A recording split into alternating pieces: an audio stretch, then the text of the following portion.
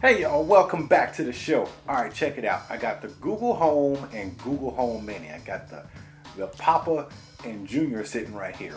Alright, so I'm gonna make this video a little different than your average review for me anyways, because first of all, I'm not gonna turn these things on and demonstrate how they work, because tons of videos out there to see that, and I don't want to be setting off my my devices. I'm probably gonna set yours off as I talk about this stuff, but it is what it is. Anyways, so let's talk about Google Home.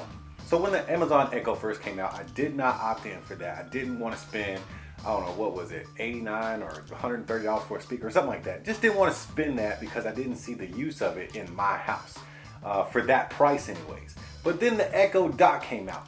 Jumped out and got two of them. One for the bedroom, one for like the main room of the house.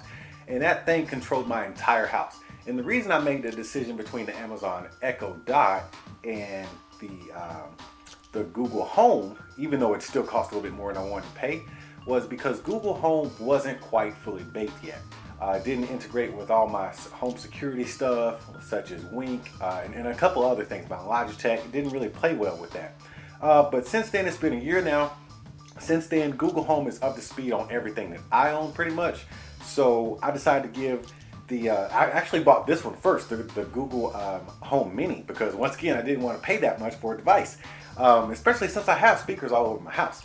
But, and that's kind of what that is. But so I got the Google Home Mini thinking, hey, 50 bucks, I spent, you know, 100 bucks on two Echo Dots, so let's just go ahead and see how this integrates in my house as well. Hey, and I'll just have both, right?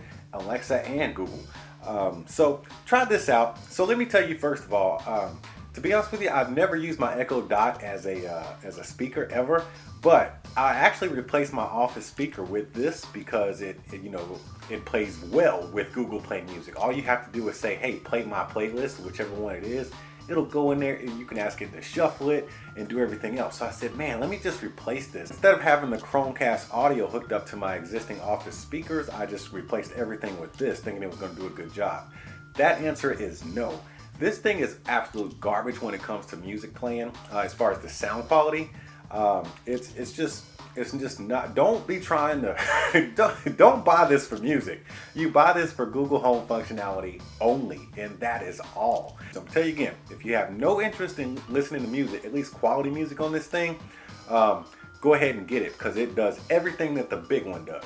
But if you ever think you want to listen to music on this thing, go ahead and invest in the big one. And but the functionality was great.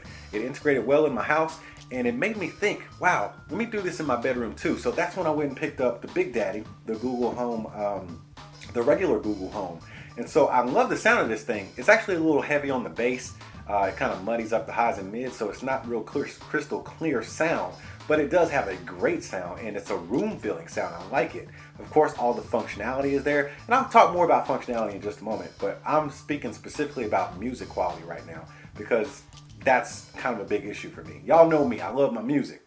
So I went and got this one, put this one in the bedroom, because there's no way that this was going to work in the bedroom, because it didn't work out in the office. So actually, once I get done with this video, I'm going to go ahead and wrap this thing up and take it back, go ahead and exchange it for another one of these, so I can have one of these in the office and one of these in the bedroom. And I've decided already that I'm going to go ahead and get the Google Home Max when it releases in December and replace the one in the living room. I have a Chromecast audio in that with a set of speakers. I'm going to go ahead and just Google it up, man. The whole house is going to be Google, because I really love the integration of the house. Now let's get into that. So we've talked about audio.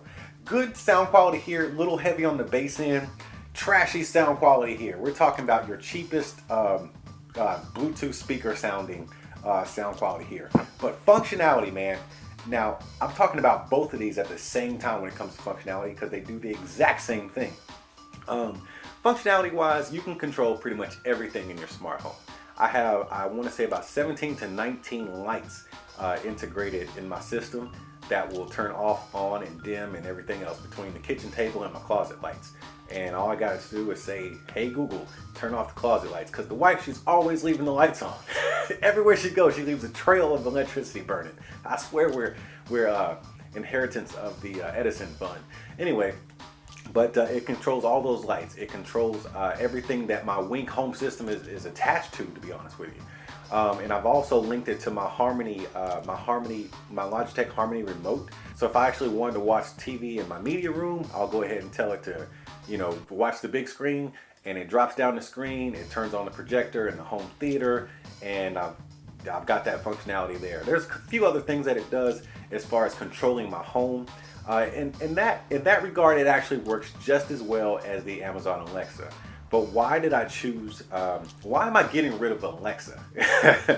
I have both, and I just found myself just leaning more towards saying, hey Google, and since it does everything plus my music, and that's where Amazon Alexa falls short. They don't play nice together between Google and Amazon, right?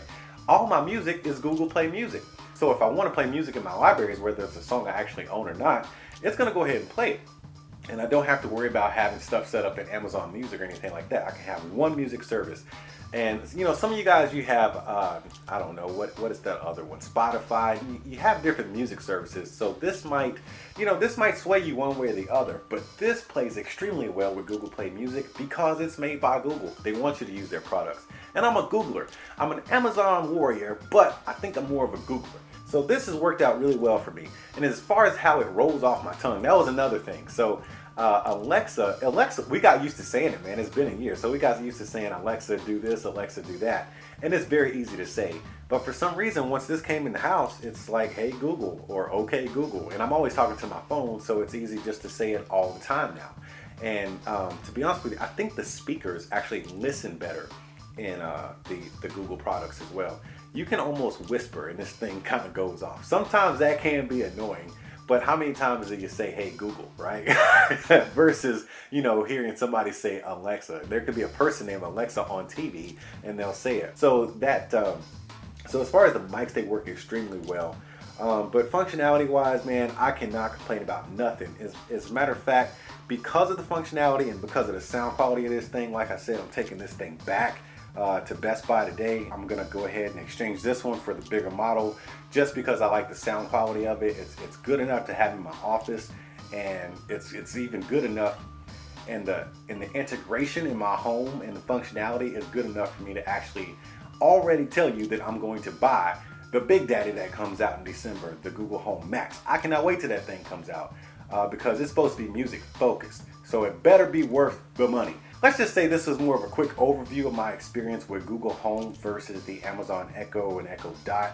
I'm a Googler, man. I'm rolling with Google all the way. I won't have any minis. I just don't see the use for this thing for me.